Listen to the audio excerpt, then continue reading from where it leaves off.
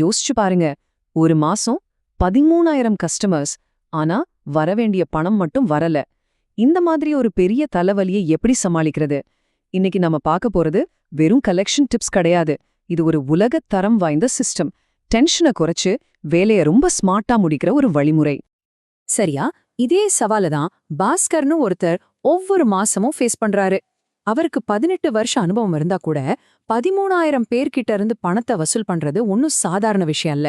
அப்போ அவர் என்ன செஞ்சாரு? வாங்க விரிவாக பார்க்கலாம்.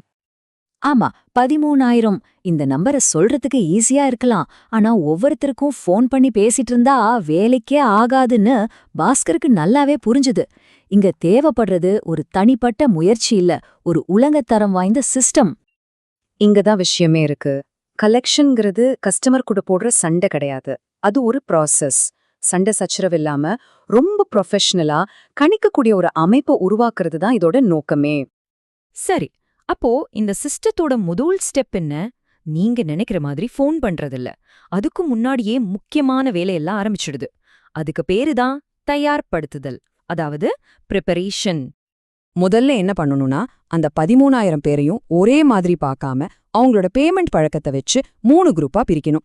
இங்க பாருங்களேன், இதுல கிட்டத்தட்ட 60-70% பேர் பச்சை கேட்டகரி. இவங்க கரெக்டா பணம் கட்டிடுவாங்க. சோ நம்மளோட நேரத்தை இவங்களுக்காக அதிகம் செலவு பண்ண தேவையில்ல. இந்த டேபிள்ல பார்த்தா இன்னும் கிளியரா புரியும். பச்சையில இருக்கவங்களுக்கு குறைஞ்ச கவனம் போதும், மஞ்சள்ல இருக்கவங்களுக்கு கொஞ்சம் எக்ஸ்ட்ரா கவனம் தேவை. ஆனா நம்மளோட முழு ஃபோக்கஸும் எனர்ஜியும் இந்த சிவப்பு கேட்டகரியில இருக்கவங்க மேலதான் இருக்கணும். இவங்கள டீல் பண்றதான் பெரிய சேலஞ்ச். இந்த சிஸ்டம் சரியா ஒர்க் ஆகணும்னா டெக்னாலஜி இல்லாம முடியாது. ஒரு சிஆர்எம் சாஃப்ட்வேர் இருந்தா பெஸ்ட். இல்லனா ஒரு நல்ல டீடைல்டான எக்ஸல் ஷீட் கூட போதும். ஆனா ரூல் நம்பர் 1 இதுதான். நீங்க பேசுற ஒவ்வொரு ஃபோன் கால், அவங்க கொடுக்கற ஒவ்வொரு ப்ராமிஸ், சின்ன விஷயமா கூட எல்லாத்தையும் நோட் பண்ணி வைக்கணும். இது உங்களுக்காக மட்டும் இல்ல, கம்பெனிக்கு இது ஒரு முக்கியமான ரெக்கார்ட். ஓகே, இப்போ கஸ்டமர்ஸ பிரிச்சாச்சு. அடுத்தது என்ன? சொல்லுவாங்க இல்லையா, வருமுன் காப்பதே சிறந்ததுன்னு. அந்த மாதிரி தான் பேமெண்ட் லேட் ஆகுறதுக்கு முன்னாடியே அதை தடுக்கிறதுக்கு என்ன பண்ணலான்னு பார்க்கலாம் வாங்க. இதுதான் அந்த ப்ரோ ஆக்டிவ் பிளான். டியூ டேட்டுக்கு 7 நாள் முன்னாடி எல்லாருக்குமே ஒரு ஜென்டிலான எஸ்எம்எஸ் இல்லனா வாட்ஸ்அப் மெசேஜ். 3 நாள் முன்னாடி நம்மளோட மஞ்சள் சிவப்பு குரூப்புக்கு மட்டும் ஒரு ஆட்டோமேட்டட் வாய்ஸ் கால். பாத்தீங்களா, டேட் கிட்ட வர வர நம்மளோட அப்ரோச் எப்படி இன்னும் ஃபோக்கஸ்டா மாறுதுன்னு. சரி, நாம எவ்வளோதான் முயற்சி பண்ணாலும் சிலர் கரெக்ட் டைம்க்கு கட்ட மாட்டாங்க. அது சகஜம்தான். அப்போ என்ன பண்றது? இங்கதான் இந்த சிஸ்டமோட உண்மையான பவர் தெரிய வரும். இதுக்குன்னு ஒரு தெளிவான, ஒவ்வொரு நாளும் என்ன செய்யணுங்கிற ஒரு ஆக்ஷன் பிளான் தேவை. இந்த பிளான் எப்படி ஸ்டெப் பை ஸ்டெப்பா போகுதுன்னு பாருங்க. முதல் நாள் பணம் கட்டினவங்களுக்கு நன்றி சொல்லிட்டு கட்டாதவங்களோட லிஸ்ட்டை ரெடி பண்றதுல ஆரம்பிக்குது. அப்புறம் ஃபோன் கால்ஸ், வார்னிங்ஸ், அதுலயும் முடியலன்னா லெட்டர், ஃபீல்டு விசிட், கடைசியா மேனேஜ்மெண்ட் வரைக்கும் போறதுன்னு எல்லாமே ரொம்ப தெளிவா பிளான் பண்ணப்பட்டிருக்கு. முதல் தடவை ஃபோன் பண்ணும்போது நம்மளோட டோன் ரொம்ப முக்கியம். ரொம்ப ப்ரொஃபஷனலா, அதே சமயம் உதவியா பேசணும். வணக்கம் சார், ஸ்ரீராம் ஃபினான்ஸ்ல இருந்து கால் பண்றேன். நேத்து டியூ டேட் முடிஞ்சிடுச்சு, ஏதாவது பிரச்சனையா? எப்போ பேமெண்ட் எதிர்பார்க்கலாம்? இப்படிதான் ஆரம்பிக்கணும். அவங்க சொல்ற தேதியை உடனே சிஸ்டம்ல அப்டேட் பண்ணிடணும். இதை மறக்கவே கூடாது. இப்போ 5வது நாள் ஆயிடுச்சு. நம்ம பேசுற விதத்துல ஒரு சின்ன மாற்றம் தேவை. இன்னும் கொஞ்சம் உறுதியா பேசணும். சார், உங்க பேமெண்ட் 5 நாள் லேட் ஆயிடுச்சு. இது உங்க சிபில் ஸ்கோரை பாதிக்க வாய்ப்பு இருக்கு. இன்னைக்கு சாயங்காலத்துக்குள்ள பே பண்ணிடுறீங்களா? பாத்தீங்களா, இங்க நம்ம விளைவுகளை பத்தி பேசி ஒரு அவசர உணர்வை உருவாக்குறோம். நாள் போக போக நம்மளோட நடவடிக்கைகளும் சீரியஸ் ஆகும்.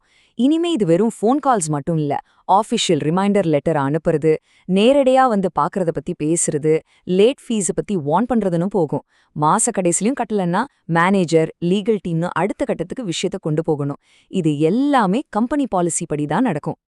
மாசம் முடிஞ்சிருச்சு, கலெக்ஷன் முடிஞ்சிருச்சுன்னு வேலையை விட்டுற முடியாது. உண்மையான ஸ்மார்ட் ஒர்க் இனிதான் ஆரம்பிக்குது. இந்த மாசம் நடந்த விஷயங்கள்ல இருந்து பாடம் கத்துக்கிட்டு அடுத்த மாசம் எப்படி இன்னும் பெட்டரா பண்ணலான்னு யோசிக்கணும்.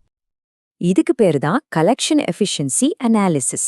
மாச கடைசியில நம்மளோட சக்சஸ் ரேட் என்ன? எந்த குரூப் கஸ்டமர்ஸ் கிட்ட இருந்து அதிகமா பிரச்சனை வந்துச்சு? ஏன் பணம் லேட் ஆச்சு? சம்பளம் லேட்டா வந்ததாலா இல்ல பிசினஸ்ல பிரச்சனையா? இப்படி மூல காரணத்தை கண்டுபிடிச்சு அடுத்த மாசத்துக்கான நம்ம ஸ்ட்ராட்டஜிய இன்னும் ஷார்ப்பாக்கணும். சுருக்கமா சொல்லணும்னா, இந்த சிஸ்டம்ல மாஸ்டராக இந்த 3 விஷயம் தான் முக்கியம். 1, எமோஷன்ஸை கண்ட்ரோல் பண்ணி எப்பவும் ப்ரொஃபஷனலா இருக்கணும். 2 கஸ்டமருக்கு உதவுற மனப்பான்மையோட கம்பெனி ரூல்ஸ்குள்ள என்ன தீர்வு கொடுக்க முடியும்னு பார்க்கணும். 3 எல்லாத்தையும் டாக்குமெண்ட் பண்ணணும். ஒவ்வொரு காலையும் ஒவ்வொரு ப்ராமிஸையும். இதுதான் வெற்றிக்கான ஃபார்முலா. கடைசியா ஒரு முக்கியமான கேள்வி உங்ககிட்ட நீங்களே கேட்டுக்கோங்க. நீங்க ஃபாலோ பண்ற கலெக்ஷன் முறை கஸ்டமர் கூட இருக்கிற உறவை வளக்குதா இல்ல உடைக்குதா? ஏன்னா ஒரு நல்ல சிஸ்டம் பணத்தை மட்டும் வசூல் பண்ணாது, அது வாடிக்கையாளர் நம்பிக்கையையும் காப்பாத்தும். அதுதான உண்மையான வெற்றி.